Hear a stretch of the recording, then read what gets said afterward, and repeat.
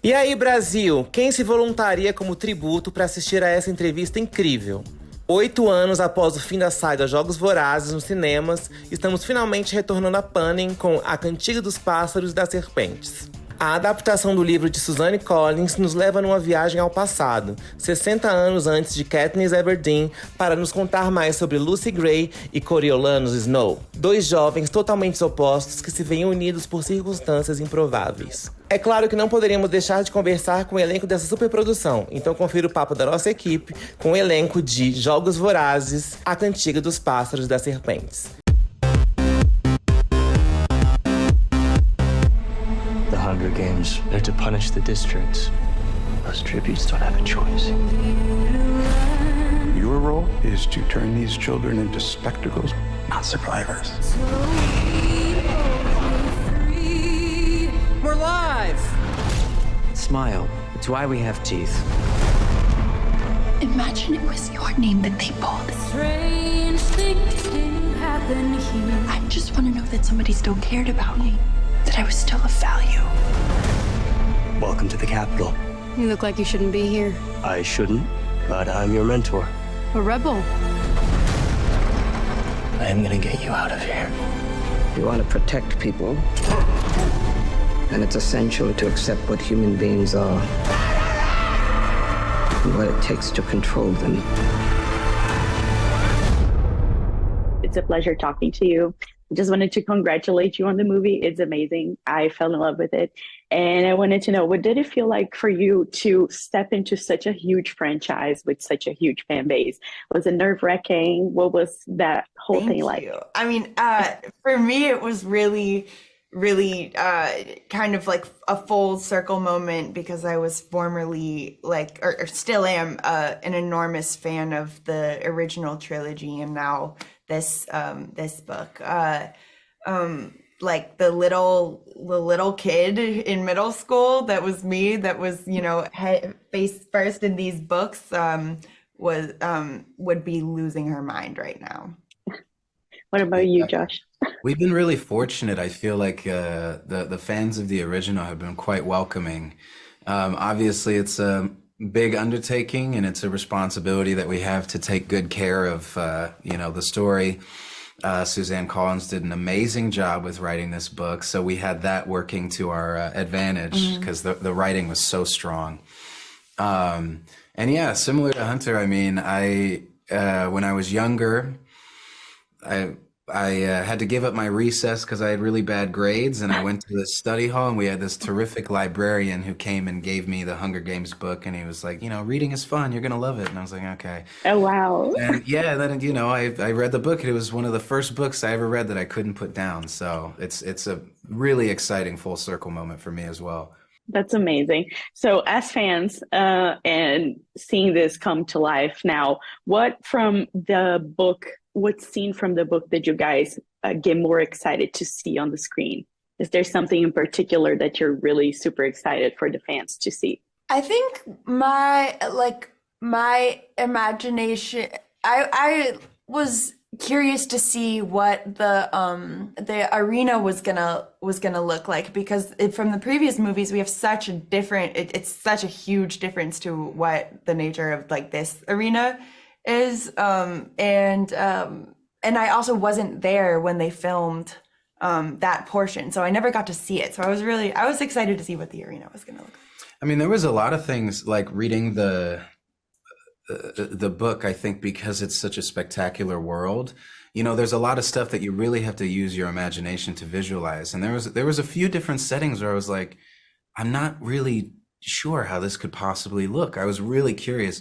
What was cool is we got the instant gratification of the sets being practical, and we got to be in real spaces with real things. We used pretty minimal green screen. So, I mean, it was really awesome to see. I can't wait for everybody else to see it too. It was really amazing. So I think both your characters are kind of like Snow's moral compass in a way, but it plays in different sides of him. And I think I wanted to know, when do you think you guys' influence on him ends? What makes that break, and how does it feel like for your characters to experience that? Well, I mean, mine's pretty specific. Yeah. Yeah. But Hannah, you can go.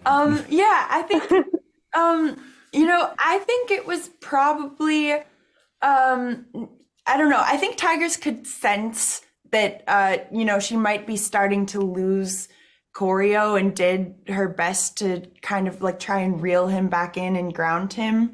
But I'm pretty sure, I feel like the moment was probably his first kill. I don't know if that's a spoiler or whatever, but I think that switched something in him that kind of she lost her grasp. Yeah. So I'm going to have to wrap up, but I just wanted to ask, back during TIFF, Jennifer Lawrence sent you guys a message telling you to enjoy this and to just throw yourselves into this universe. Did you guys ever get a chance to talk to the original cast? Did they ever give you any advice? What was that like for you guys? And if not, what was it like working with Viola and Peter Dinklage? Because that's super great. Yeah, unfortunately, I didn't get a chance to touch base with the original cast, but the crew that we have, it's Francis Lawrence, the director, and his team. They all worked on some of the movies from the original trilogy as well. So it's still, that legacy is still there. So it was all in very good hands, which made me feel very good. Obviously, we have the other actors, Viola and Peter and Jason Schwartzman coming in, and I think something we can all agree on is that it was a learning experience just to be able to watch them. Yeah, it was a real treat, and yeah, could not believe my eyes when watching their performances. And Rachel, I wanted to start with you, and I wanted to ask you about that very moment in the arena when Lucy is singing her ballad, and I was wondering if you could tell us a little bit about the behind the scenes of the moment, because I think it's just one of the most impactful scenes in the whole movie. And I wanted to know, did you sing it live? What were people's reactions on that? How was that? Thank you so much. It means a lot to me. It was such an important scene to me, and really important that we get it right, because trying to fit singing into a story like The Hunger Games is not an easy task. And so making it seem seamless was a real feat.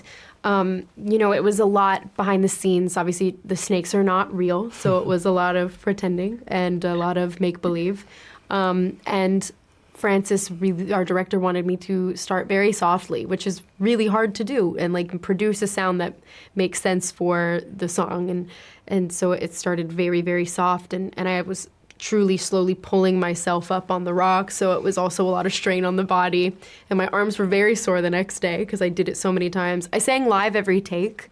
That was very important to me as a performer to do, and I always figured, like, if you can, why not? Let's just do it. And I did it many times because we had to get many different angles of it. And it was such a powerful moment. There was a lot of people crying on that day. Nina was crying, and I think that was the first day you were back. You watched that day of the old There Before. When I came back from having COVID. Yeah, you came back from your COVID. Yeah, just what I needed was a good cry. Yeah, and recovering. It was really nice. I get really excited when I feel like the people that I work with are all so talented, and when I get to bring something that I know that I'm good at and go, I can do something too, and get to bring it to set, it's always really, really fun. I feel really honored. I'm going to confess, I did cry too when I watched it. So Tom, you're welcome. No worries. Tom, when we get into this story, we already know what Coriolanus' ending is going to be. We know he's not a good person, but your performance gave him so much humanity, and he makes us fall in love with him a little bit. I'm going to confess, I did love him for a little while. Yeah. So I was wondering, do you think he was there a shift? Is there a singular moment that you would point out as you embody this character that made him change? As Rachel has mentioned before in many interviews, is it a nature versus nurture thing? What's your opinion about this? Yeah, I mean, I'm glad you fell in love with him a little bit, because I think you have to for the film to work, for the story to work. That's kind of the point. I think that's why Suzanne wrote this book, was to say, oh, you all hate that character who does terrible things. Okay, well, let's like remind you all that like everybody is human at some point. Like even if later on he's inhuman, like he wasn't born that way, or I don't think he was. no one is an evil baby. Like, no one's ever met an evil baby, you know? So there is, I think that's like the crux of it. Now we're gonna have memes of evil babies. I want out an there. evil baby. Yeah. You might have an evil baby. Kidding. I think it's important that you can relate to him at least at some point in the story, so that you then are devastated when he does become a tyrant. And that is like the crux of humanity, right? Is like, we're all rooting for the people we love and hoping that they live a good life and do the right thing. And Corio is no different. And I think really for me, the moment, I don't know where the moment is, like if I could pick one moment that he changes, I don't know, but the one moment where you really see how he's changed is right at the end when he comes out and he's come back to Panem and the city and the capital. And he's getting dressed to go out to see Dean Highbottom, and him and Tigress have that moment across the kitchen table where she says that he looks like his father, and I'll let the audience see the movie to find out what they mean by that. But I think you see in Tigress's eyes that she sees the change in him and that it terrifies her to her core. And Hunter Schafer plays that so beautifully. And her and I became really close through playing these siblings, these cousins. And I definitely felt, like, internally I felt heartbroken when that moment happened, because I felt changed, and I felt, or through him I felt changed, and I felt that, you know, the judgment of Tigress was really, like, it says a lot. Gente, que elenco incrível, né? Pois é, Jogos Vorazes, a Cantiga dos Pássaros e das Serpentes já está em exibição nos cinemas e eu posso garantir que o filme tá incrível. Vale a pena conferir. Não deixe de assinar o canal, ativar o sininho, comentar e compartilhar. Se está no Instagram, comenta e compartilha. Beijo! Mr. Snow, let me ask you one final time. What are the Hunger Games for? Hanging tree.